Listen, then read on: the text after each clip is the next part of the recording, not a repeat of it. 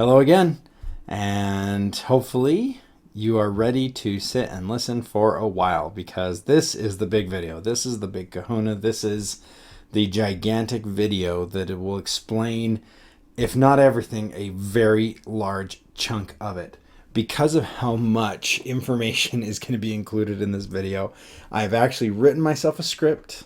I am going to be reading it, not entirely verbatim, but that's the way it's going to be. If you want to just put your phone or whatever you're watching this on, set it aside and just listen to it, that's probably going to be just fine because I don't have a lot different to show you here. I've got stuff on the back, I've got stuff on the wall, I've got the AT-AT here, and that's basically going to be it. So you're welcome to just sit and listen. While I read this off to you, I will try to not make it monotone or boring, but no promises. So, once again, my name is TJ. Thanks for taking a quick look at my Kickstarter. Back when I started my YouTube channel, TJ the Brickwright, I was trying to come up with ideas that would help grow my audience. After some research, I discovered that Lego set reviews were a popular way to grow a channel, and they still are today. However, I have never had enough money to buy the dozens of sets that come out each month. On top of that, I didn't really know what I could add to the conversation. Among the dozens and dozens of really good Lego set review channels, I felt that every possible review angle had already been covered, and having a hook or a different perspective was the only way to stand out, and unfortunately, I didn't have one. Before too long, on a live stream from Rich Boy J, another popular Lego YouTuber, well, I should say a popular Lego YouTuber, I don't think I quite qualify yet. He talked about the Lego fans that dump out all their pieces at once and treat it like a puzzle. They still use the instructions, but they ignore the bag numbers and would play Where's Waldo for every single little piece. Now, he was actually talking about this technique as one of his personal pet peeves in the Lego community, but it inspired me to do some thinking, and eventually I decided that I could build the very few sets that I was able to get without using the instructions, giving me a new perspective that could translate into a type of review. I also thought that this type of building would be a great way to extend the entertainment that the Lego sets provide. Since I can't get them all, why not make the ones that I have last a little bit longer, as well as create some interesting content for my channel. I decided to name this kind of set construction puzzle builds after the original inspiration.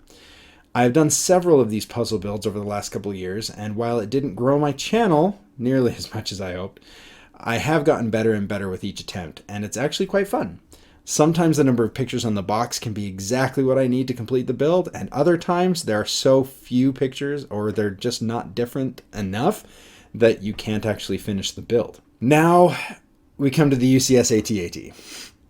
I ended up purchasing 2 of these behemoths right when they came out as an attempt at investing in a large Lego set, hoping to make a profit or at least make enough back to keep the gift with purchase Luke's lightsaber that came with him. Unfortunately, the set did not follow the usual UCS trend of being a hot commodity, and dozens of them were listed for less than their purchase price online. Oops. At this point, I was beginning to sweat a little bit because I had purchased the sets on credit, and I needed to pay it off as quickly as possible. I was able to sell one of them fairly quick, but the second was just languishing in my garage. I started to think about some way to take the set and monetize it. I even considered donating plasma to make the money back to pay off the credit. Then it hit me, why not try to puzzle build it? What? Oh, sure, just build the nearly 7,000 piece monstrosity without using the instructions. That'll be super easy, barely an inconvenience. And which mental health facility will you be checking into? At the time, it was more of a joke than anything, and I actually began to negotiate a bailout of sorts with an online Lego store owned by a close friend of mine to take it off my hands. A few weeks later, however, I just couldn't get the idea of the puzzle build out of my head. I began looking at the images on the box and trying to see if each section of the build was visible in some way or another. Sure enough, you can learn a lot from these pictures, and I started getting more and more confident in the possibility of building it without the instructions. Having gained a little bit of optimism about the prospect, I decided to do the math on how long it would take to build the AT-AT without instructions. Past puzzle builds had taken anywhere from 1 to 1.5 hours for about every 100 pieces, which would put this build somewhere in the 65 to 95 hour range for the estimate. That's a lot of time. To put it in perspective, I normally get 1 or 2 hours a day to spend in my Lego room, usually at night after the kids go to bed and when my wife is winding down and getting ready for bed as well. And not all that time is very productive. Sometimes I end up sitting here just scrolling through images of Star Wars ships or fan-made designs and things like that, coming up with inspiration. At this rate, every night, 6 nights a week, it would take me between 2 and 3 months to finish it. Or if I was able to get the time off work, about 2 full weeks with 8 to 9 hour days, 6 days a week. And honestly, that sounds kind of fun.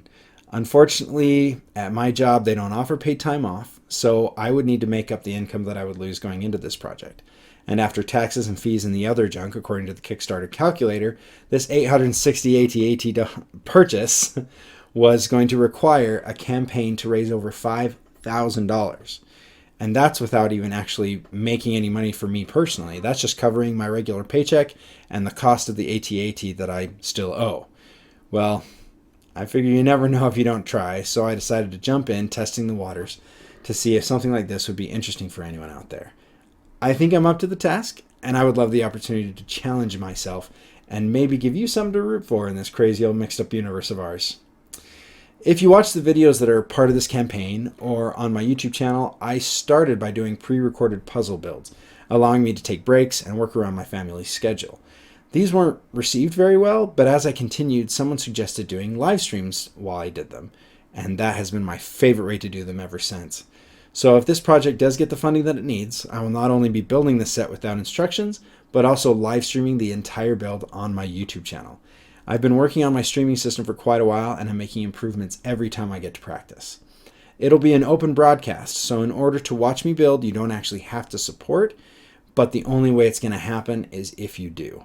There's also a support tier for you to call in and talk on an exclusive video conference call during the live stream, asking questions, responding to comments, or just talking about fun stuff while I try to figure it out. The video of the call won't be broadcast, but the sound from the conference will. It'll be a fun little discussion. The stream will take place from May 2nd to May 14th, minus a day off on Sunday, and will be live from 9 a.m. to 7 p.m. Eastern Time with a few breaks for the bathroom or getting something to eat. Now, you may have noticed that the campaign goal is not $5,000, the number I initially calculated. That's because in addition to the video conference tiers, I wanted some other option that would give people something to remember this by, some sort of a trinket or souvenir. At the local LEGO conventions, there are always a few companies that print custom bricks, and one of the best printers is BBG Forge, bbgforge.com. I messaged their company, and before long, they helped me design these exclusive 1x8 printed bricks. Hopefully I'll have a close-up for you. As of today, I actually have 25 of these in hand ready to ship out. So the first 25 people to back the early supporter commemorative brick level will get it shipped to them immediately after the campaign is over and funded, obviously. If you missed out and the first 25 are gone, the good news is that you'll still be able to get an early supporter brick for the first 3 days after the launch, but those haven't been printed yet, so they will be sent after the stream once I have them in hand. And of course, if you didn't hear about this until the 4th day, you'll still be able to get the Puzzle Build AT-AT supporter brick anytime during the campaign. It just won't say early supporter on it. The added cost for printing these bricks doubled the size of the campaign, but I wanted to make sure that I was going to be giving as much value as possible, and these one-of-a-kind bricks are exactly what I was looking for. These are high-quality prints on real LEGO bricks, and I'm so excited to work with BBG Forge to make my very first custom-printed brick. As a Kickstarter add-on for anyone who supports at the commemorative brick tiers, you will be able to add up to 5 additional supporter bricks for $10 each without increasing your shipping costs. Unfortunately, the bricks are only going to be available to those in the US, as I do not have a reliable means of international shipping yet. It's something that I'm working on along with my wife with a couple of our online businesses, but until that gets completely squared away, we're stuck to do that only in the US for now. Of course, that's not where the campaign ends. Not only am I going to be building the UCS-AT, but I'm going to be filling it with troopers from the brand new Snow Trooper Battle Pack. As you may have seen, there is a supporter tier where I will send you the AT-AT after the build. And in that case, what am I going to do with all the troopers that I got?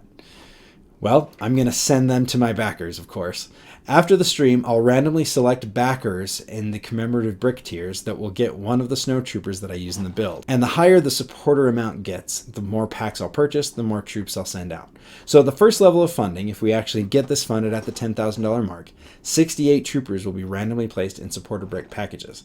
But as we get to higher stretch goals, even more will be included. Thank you so much for watching my video for my first Kickstarter campaign. I know that was a bit long-winded, but I'm extremely excited to be launching my first Kickstarter with such a crazy goal. I hope that you find a supporter tier that works for you, and I hope that there are enough generous and excited people out there to make this project succeed. Oh, and before I go, stretch goals are a really big deal here on Kickstarter, so I came up with a few of those on my own as well.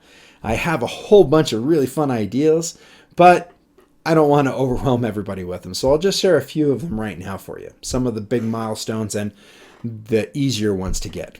So once we hit our first goal of 10,000, our stretch goal is at 11,000, where I will double the number of minifigures that I send out to people with the commemorative brick packages. So instead of just 68 troopers, I'm going to be sending 136 troops out with the brick packages. Now, I know you may be saying, well, the AT-AT only fits 40 troops, 50 if they're standing up.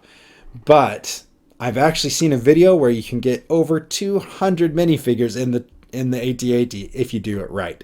So that's actually one of the further stretch goals that we could be looking at.